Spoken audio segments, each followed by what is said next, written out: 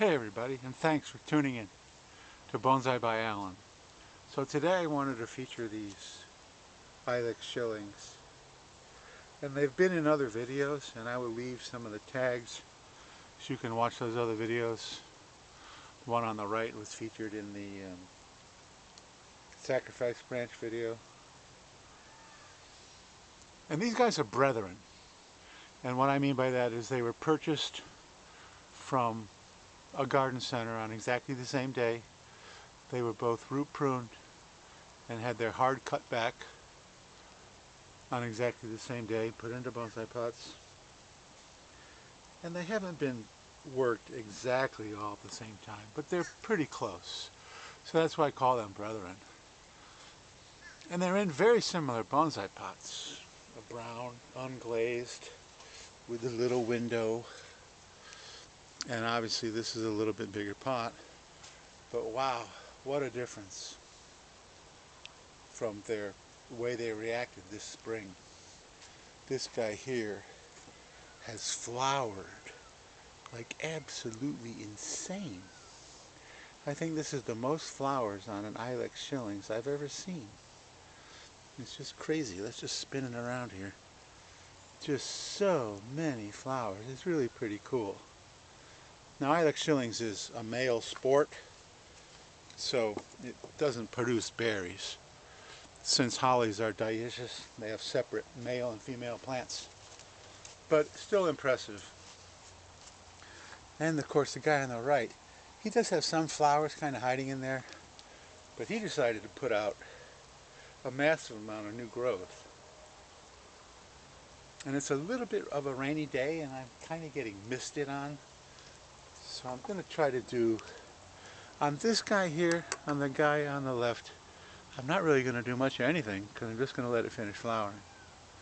But the guy on the right has some maintenance that can be done. Shillings love to sucker from the base, and we don't need any of that growth down there. The trunk line wants to be at least a third of the way up the tree. This bottom branch is probably a little low, but that's okay. So then we're just going to do a haircut just to get a better look at things. Now in the sacrifice branch video, I talked about how I left these two guys on right here. I'm going to change it a little bit so you can see it. These two guys right here to thicken this branch up, because it used to be thinner than this branch. And it now is a little thicker. So I'm going to remove those sacrifice branches. Both of them. Which will clean things up a lot. Maybe not that much. Oh, there we go. And this tree's got nice lines. And then for the most part, I like to create my pads of foliage in either a rounded semicircle, you know, get rid of all this other small stuff that's shot out.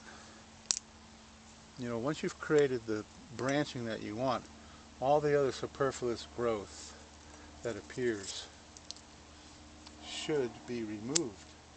Keep your growth confined only to the branches that you want. That's how, at least I get it. That's how I practice my bonsai. And we've got some nice movement into here. I don't think I need this branch. I've got a lot of little stuff coming out of here. I'm getting sprinkled on. And I guess if my body gets a little wet, that's not too bad, but I don't want the camera getting wet.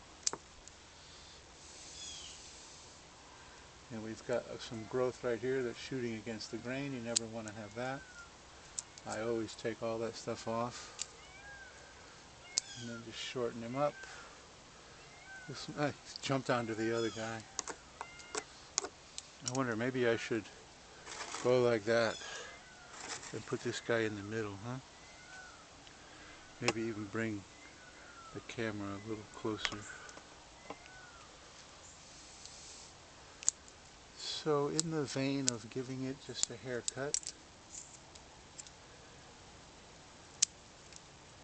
So typically when I'm looking at branch development, I reduce growth that's shooting straight up to be much smaller, and I absolutely remove growth that is pointing down. Every now and then you can take advantage of downward pointing growth if you're going to use that as part of your branch design. Other than that, it just really doesn't do much for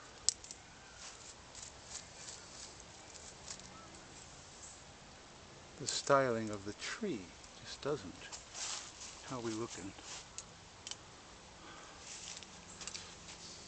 Looking a little lopsided. I'd never make a good barber. And this first main branch has really gone crazy. So we're going to cut it back even more. Remember, wherever you cut back, that's where it begins to grow from. So if you want your branches to grow back out from a point, cut them back hard. We've got some other smaller branches from at the base that are also not going to be part of the design. It doesn't want to come loose. There we go. And this guy here. And shorten the back branch up.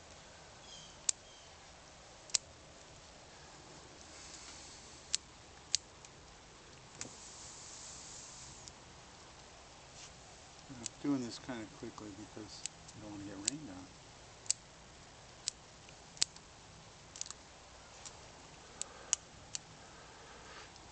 I may actually bring the leader up to here because this leader here is too straight as it comes up here, straight up. So let's take him off.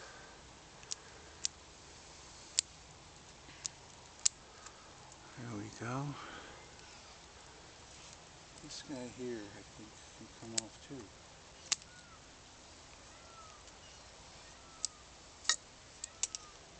So there we go. The first two main branches are getting there.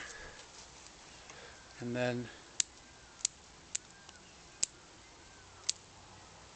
the top needs a little more work, but that's pretty much normal for the way I do my bonsai. I work from the bottom up. So this guy still has a period of time before he's ready, and the damn thing isn't even in this frame. Anyway, so it's beginning to rain, so I'm gonna bail. So thanks for watching. Subscribe, like, hit the notification bell, leave a comment, and I'm getting out of the rain.